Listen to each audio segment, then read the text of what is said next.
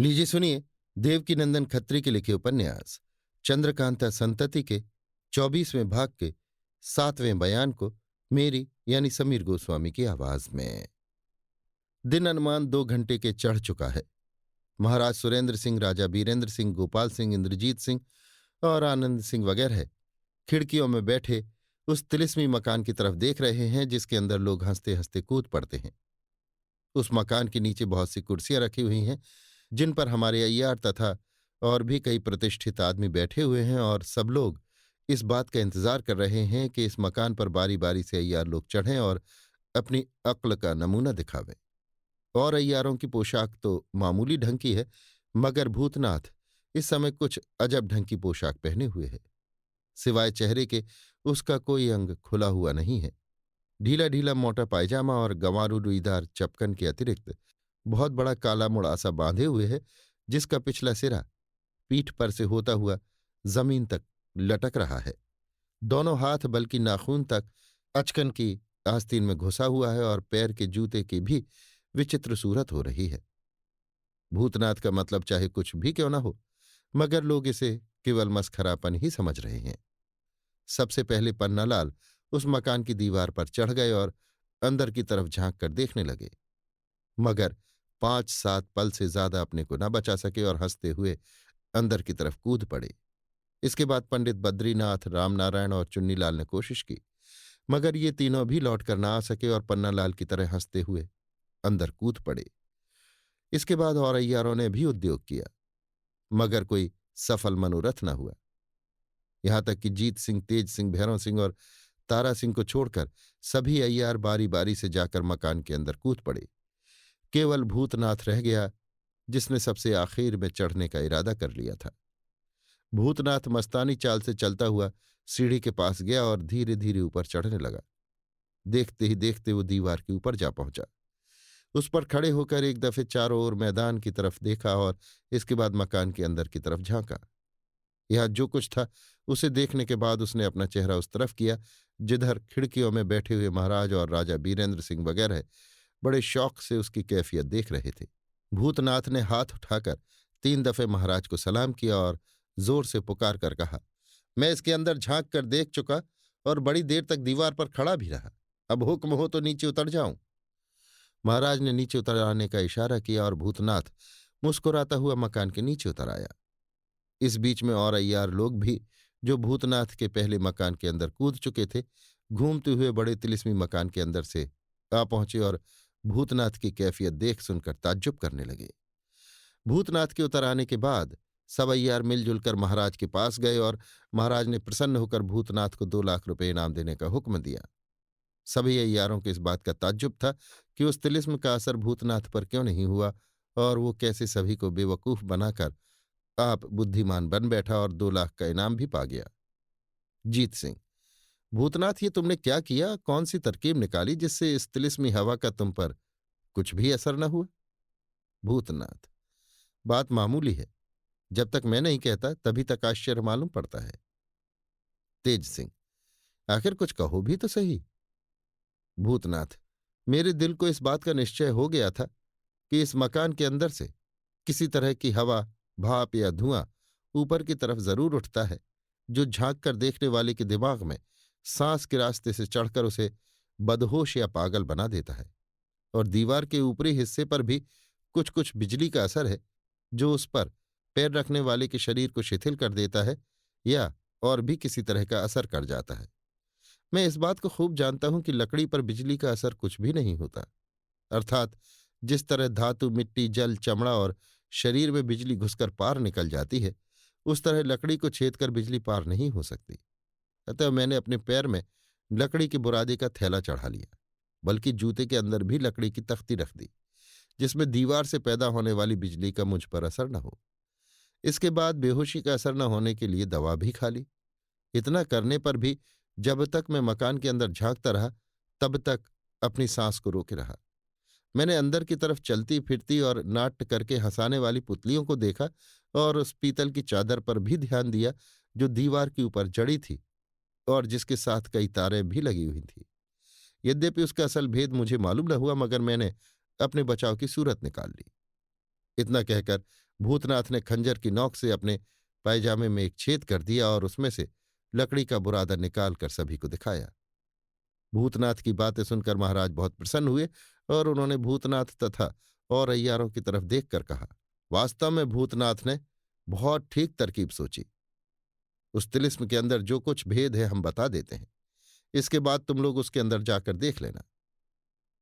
जमानिया तिलिस्म के अंदर से इंद्रजीत सिंह एक कुत्ता लाए हैं, जो देखने में बहुत छोटा और संगमरमर का बना हुआ मालूम होता है और बहुत सी पीतल की बारीक तारें उस पर लिपटी हुई हैं। असल में वो कुत्ता कई तरह के मसालों और दवाइयों से बना हुआ है। वो कुत्ता जब पानी में छोड़ दिया जाता है तो उसमें से मस्त और बदहोश करने वाली भाप निकलती है और उसके साथ जो तारें लिपटी हुई हैं उनमें बिजली पैदा हो जाती है। दीवार के ऊपर जो पीतल की चादर बिछाई गई है उसी के साथ वे तारें लगा दी गई हैं और उससे कुछ नीचे हटकर एक अच्छे तनाव का शामियाना तान दिया गया है, जिसमें कूदने वाले को चोट न लगे। इसके अतिरिक्त भूतनाथ से, जिन्हें तुम पुतलियां कहते हो, वे वास्तव में पुतलियां नहीं हैं, बल्कि जीते जागते आदमी हैं जो भेष बदलकर काम करते हैं और एक खास किस्म की पोशाक पहनने और दवा सूंघने के सबब उन सब पर उस बिजली और बेहोशी का असर नहीं होता। इस खेल के दिखाने की तरकीब भी एक ताम्रपत्र पर लिखी हुई है, जो उसी कुत्ते के साथ पाया गया है। इंद्रजीत का बयान है कि जमानिया तिलिस्म में इस तरह के और भी कुत्ते मौजूद हैं। महाराज की बातें सुनकर सभी को बड़ा ताज्जुब हुआ। इसी तरह हमारे पाठक महाशय भी ताज्जुब करते और सोचते होंगे कि यह तमाशा संभव है या असंभव। मगर उन्हें समझ रखना चाहिए कि दुनिया में कोई बात असंभव नहीं है। जो अब असंभव है वो पहले जमाने में संभव थी और जो पहले जमाने में असंभव थी वो आज संभव हो रही है। दीवार कह कहा वाली बात आप लोगों ने जरूर सुनी होगी। उसके विषय में भी यही कहा जाता है कि उस दीवार पर चढ़कर दूसरी तरफ झांकने वाला हंसता हंसता दूसरी तरफ कूद पड़ता था और फिर उस आदमी का पता ही नहीं लगता कि क्या हुआ और कहाँ गया। इस मशहूर और ऐतिहासिक बात को कई आदमी झूठ समझते हैं, मगर वास्तव में ऐसा नहीं है। इसके विषय में हम नीचे एक लेख की नकल करते हैं जो तारीख 14 मार्च 1905 ईस्वी के अवध अखबार में छपा था। अगले जमाने में फिलॉसफर यानी वैज्ञानिक लोग अपनी बुद्धि से जो चीजें बना गए हैं अब तक यादगार हैं। उनकी छोटी सी तारीफ ये है कि इस समय के लोग उनके कामों को समझ भी नहीं सकते। उनके ऊंचे हौसले और ऊंचे ख्याल की निशानी चीन के हाथे की दीवार है और हिंदुस्तान में भी ऐसी बहुत सी चीजें हैं जिनका किस्सा आगे चलकर मैं लिखूंगा। इस समय दीवार कह कहा पर लिखना चाहता हूं। मैंने सन 1899 ईस्वी में अखबार आलम मेरठ में कुछ लिखा जिसकी मालिक अखबार ने बड़ी प्रशंसा की थी। अब उसके कुछ और विशेष सबब ख्याल में आए हैं जो बयान करना चाहता हूं। मुसलमानों के प्रथम राज्य में उस समय के हाकिम ने इस दीवार की अवस्था जानने के लिए एक कमीशन भेजा था, जिसके सफर का हाल दुनिया भर के अखबारों से प्रकट हुआ है। संक्षेप में ये कि कई आदमी मरे, परंतु ठीक तौर पर नहीं मालूम हो सका कि उस दीवार के उस तरफ क्या हालचाल है। उसकी दीवार इस तरह पर है कि उस दीवार की ऊंचाई पर कोई आदमी जा नहीं सकता और जो जाता है वो हंसते हंसते दूसरी तरफ गिर जाता है। यदि गिरने से किसी तरह रोक लिया जाए तो जोर से हंसते हंसते मर जाता है। ये एक तिलिस्म कहा जाता है या कोई और बात है, पर यदि सोचा जाए तो ये कहा जाएगा कि अवश्य किसी बुद्धिमान आदमी ने हकीमी कायदे से इस विचित्र दीवार को बनाया है। ये दीवार अवश्य कीमियाई विद्या से मदद लेकर बनाई गई होगी। ये बात जो प्रसिद्ध है कि दीवार के उस तरफ जिन्न और परी रहते हैं जिनको देखकर मनुष्य पागल हो जाता है और उसी तरफ को दिल दे देता है, ये बात ठीक हो सकती है, परंतु हंसता क्यों है ये सोचने की बात है। कश्मीर में केसर के खेतों की भी यही तारीफ है, तो क्या उसकी सुगंध वहां जाकर एकत्र होती है या वहां भी केसर के खेत है जिससे हंसी आती है? परंतु ऐसा नहीं है, क्योंकि ऐसा होता तो ये भी मशहूर होता है कि वहां केसर की महक आती है। नहीं नहीं, कुछ और ही हिकमत है। जैसा कि हिंदुस्तान में किसी शहर के मस्जिद की मीनारों में ये तारीफ थी कि ऊपर खड़े होकर पानी का भरा गिलास हाथ में लो तो वो आप छलकने लगता था। इसकी जांच के लिए एक इंजीनियर साहब ने उसे गिरवा दिया और फिर उसी जगह पर बनवाया, परंतु वो बात न रही। या आगरा में ताज बीवी के रोजे के फव्वारों के नल जो मिट्टी के खरनेचे की तरह थे, जैसे खपरेल या बगीचे के नल होते हैं। संयोग से फव्वारों का एक नल टूट गया। उसकी मरम्मत की गई तो दूसरी जगह से फट गया। यहां तक कि 30-40 वर्ष से बड़े बड़े कारीगरों ने अपनी कारीगरी दिखाई, परंतु सब व्यर्थ हुआ। अब तक तलाश है कि कोई उसे बनाकर अपने नाम करे। मतलब ये कि दीवार कहकहा भी ऐसी ही कारीगरी से बनी है जिसकी कीमियाई बनावट मेरी समझ में यों आती है कि सतह जहां जमीन से आसमान तक कई हिस्सों में अलग की गई है, लंबाई का भाग कई हवाओं से मिला है, जैसे oxygen, nitrogen, hydrogen, carbolic acid gas, chlorine इत्यादि। फिर इन हवाओं में से और भी कई चीजें बनती हैं, जैसा कि नाइट्रोजन का एक मरकब पुट ऑक्साइड ऑफ नाइट्रोजन है, जिसको लाफिंग गैस भी कहते हैं। बस दुनिया के उस सतह पर जहां लाफिंग गैस, जिसको हिंदी में हंसाने वाली हवा कहते हैं, पाई गई है, उस जगह पर यह दीवार सतह जमीन से इस ऊंचाई तक बनाई गई है। इस जगह पर बड़ी दलील ये होगी कि फिर दीवार बनाने वाले आदमी कैसे उस जगह अपने होश में रह सके। वे क्यों ना हंसते हंसते मर गए। और यही हल करना पहले मुझसे रह गया था, जिसे अब उस नज़ीर से, जो अमेरिका में कायम हुई है, हल करता हूं। यानी जिस तरह एक मकान कल के सहारे एक जगह से उठाकर दूसरी जगह रख दिया जाता है, उसी तरह ये दीवार भी किसी नीची जगह में इतनी ऊंची बनाकर कल से उठाकर उस जगह रख दी गई है जहां अब है। लॉफिंग गैस में ये असर है कि मनुष्य उसके सूंघने से हंसते हंसते दम घुटकर मर जाता है। अब ये बात रही कि आदमी उस तरफ क्यों गिर पड़ता है। इस खिंचाव को भी हम समझे हुए हैं, परंतु उसकी केमिस्ट्री यानी कीमियाई अभी हम न बतावेंगे। इसको फिर किसी समय पर कहेंगे। दृष्टांत के लिए ये नज़ीर लिख सकते हैं कि ग्वालियर की जमीन की ये तासीर है कि जो मनुष्य वहां जाता है वहीं का हो जाता है। जैसे ये कहावत है कि एक कांवर वाला, जिसके कांवर में उसके माता पिता थे, वहां पहुंचा और कांवर उतार कर बोला कि तुम्हारा जहां जी चाहे जाओ, मुझको तुमसे कुछ वास्ता नहीं। उस तपस्वी के माता पिता बुद्धिमान थे। उन्होंने अपने प्यारे लड़के की आरजू मिन्नत करके कहा कि हमको चंबल दरिया के पार उतार दो, फिर हम चले जाएंगे। लाचार होकर बड़ी हुज्जत से लड़का उनको दरिया के पार ले गया। ज्यों ही उस पार हुआ, त्यों ही चाहा कि अपनी नादानी से लज्जित होकर माता पिता के चरणों पर गिरकर माफी चाहे, परंतु उसके माता पिता ने कहा कि ए बेटा, तेरा कुछ कसूर नहीं, ये तासीर उस जमीन की थी। दीवार कहा कि उस तरफ भी ऐसा ही खिंचाव है, जिसको हम ग्वालियर की हिस्ट्री तैयार हो जाने पर यदि जीते रहे तो किसी समय परमेश्वर कृपा से आप लोगों पर जाहिर करेंगे। अभी तो हमको ये विश्वास है कि इतिहास ग्वालियर के बनाने वाले ग्रेटर साहब ही इस खिंचाव के बारे में कुछ बयान करेंगे। इतिहास लेखक महाशय को चाहिए कि ग्वालियर की तारीफ में इस किस्से की हकीकत जरूर बयान करें कि कांवर वाले ने कांवर क्यों रख दी थी, और इसकी तारीख लिखें या इस किस्से को झूठ साबित करें। क्योंकि जो बात मशहूर होती है, ग्रंथकर्ता को उसके झूठ सच के बारे में जरूर कुछ लिखना चाहिए। तो भी ग्वालियर का इतिहास तैयार हो जाने पर उस खिंचाव के बारे में जो दीवार के उस तरफ है पूरा पूरा हाल लिखेंगे। ग्वालियर की जमीन में कई तरह की खासियत है, जिसको हम उस हिस्ट्री की समालोचना में, यदि वो बातें हिस्ट्री से बच रही, जाहिर करेंगे। दीवार कहा के संबंध में जहां तक अपना ख्याल था आप लोगों पर प्रकट किया। यानी दुनिया के उस हिस्से की सतह पर दीवार नहीं बनाई गई है जहां ऑक्साइड ऑफ नाइट्रोजन है, बल्कि पहले दूसरी जगह बनाकर फिर कल के जरिए से वहां उठाकर रख दी गई है। यदि ये कहा जाए कि गैस सिर्फ उसी जगह थी, और जगह क्यों नहीं है, तो उसका सहज जवाब यह है कि जमीन से आसमान तक तलाश करो, किसी न किसी ऊंचाई पर तुमको गैस मिल ही जाएगी। दूसरी ये कि कोई हवा सिर्फ खास जगह पर मिलती है, मसलन बंद जगह की हलाक करने वाली बंद हवा, जैसा कि अक्सर कुएं में आदमी उतरते हैं और घबरा कर मर जाते हैं। यदि ये कहा जाए कि वहां हवा नहीं है, तो ये नहीं हो सकता।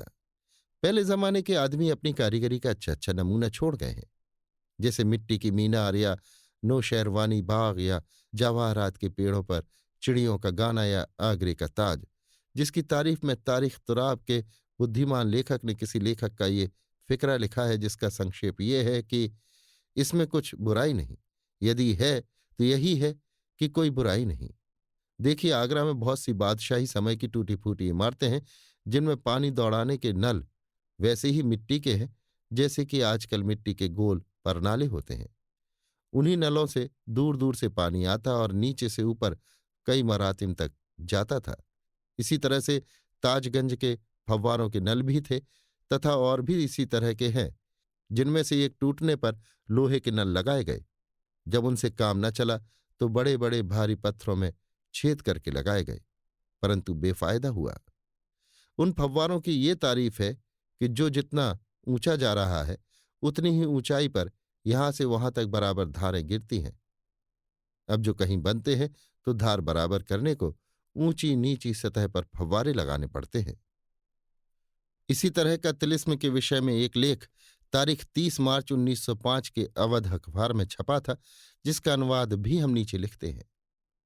गुजरे हुए जमाने के काबिल कदर यादगार हो, तुमको याद करके हम कहाँ तक रोएं और कहाँ तक विलाप करें। जमाने के बेकदर हाथों की बदौलत तुम अब मिट गए और मिटते चले जाते हो। जमीन तुमको खा गई और उनको भी खा गई जो तुम्हारे जानने वाले थे। यहां तक कि तुम्हारा निशान तो निशान, तुम्हारा नाम तक भी मिट गया। खलीफा बिन उमिया के जमाने में जिन दिनों अब्दुल मलिक बिन मर्दा की तरफ से उसका भाई अब्दुल अजीज बिन मर्दा मिस्र देश का गवर्नर था, एक दिन उसके सामने दफीना यानी जमीन के नीचे छिपा हुआ खजाना का हाल बतलाने वाला कोई शख्स हाजिर हुआ। अब्दुल अजीज ने बात बात ही में उससे कहा, किसी दफीना का हाल तो बताइए। जिसके जवाब में उसने एक टीले का नाम लेकर कहा कि उसमें खजाना है और इसकी परख इस तौर से हो सकती है कि वहां की थोड़ी जमीन खोदने पर संगमरमर और स्याह पत्थर का फर्श मिलेगा, जिसके नीचे फिर खोदने से एक खाली दरवाजा दिखाई देगा। उस दरवाजे के उखड़ने के बाद सोने का एक खंभा नजर आवेगा, जिसके ऊपरी हिस्से पर एक मुर्ग बैठा होगा। उसकी आंखों में जो सुर्ख मानिक जड़े हैं वो इस कदर कीमती हैं कि सारी दुनिया उनके बदले और दाम में काफी हो तो हो।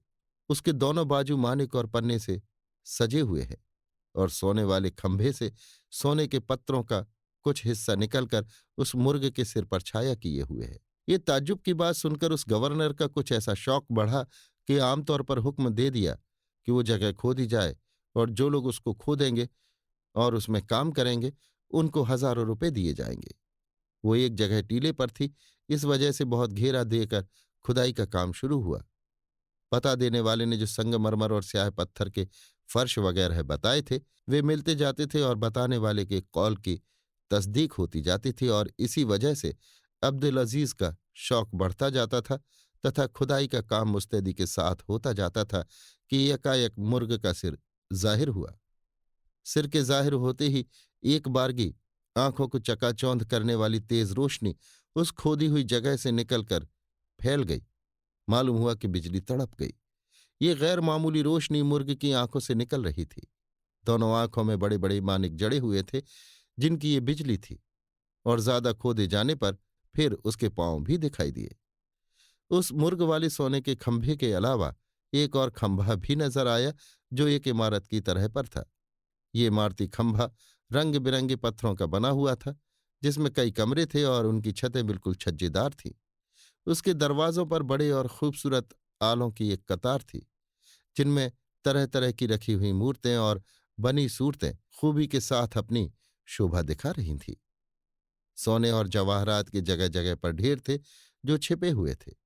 ऊपर से चांदी के पत्थर लगे थे और पत्रों पर सोने की कीलें जड़ी थीं।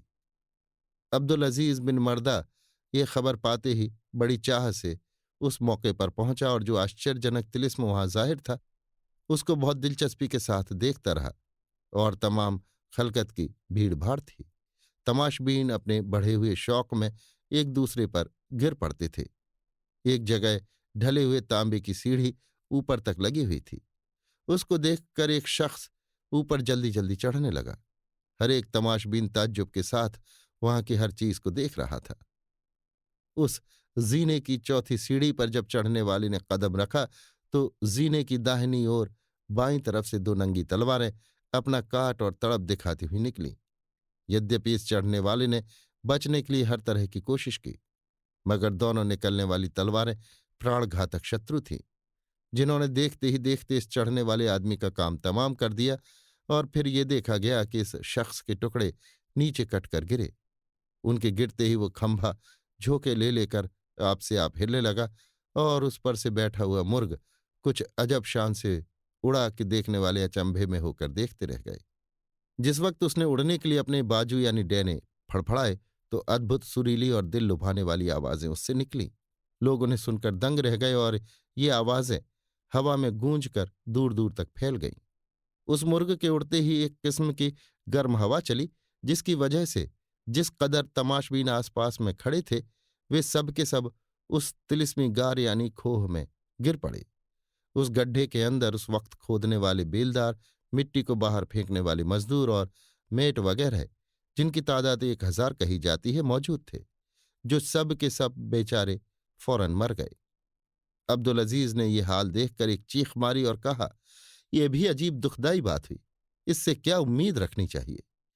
इसके बाद और भी मजदूर उसमें लगा दिए गए। जिस कदर मिट्टी वगैरह निकली थी वो सब की सब अंदर डाल दी गई। वो मर जाने वाले तमाशबीन भी सब उसी के अंदर तोप दिए गए और आखिर में वो तिलिस्मी जगह अच्छा खासा एक कब्रिस्तान बन गया। गए थे दफीना निकालने के लिए और इतनी जाने दफन कराए। खर्च घाटे में रहा। अभी आप सुन रहे थे देवकीनंदन खत्री के लिखे उपन्यास चंद्रकांता संतति के 24वें भाग के 7वें बयान को मेरी यानी समीर गोस्वामी की आवाज में।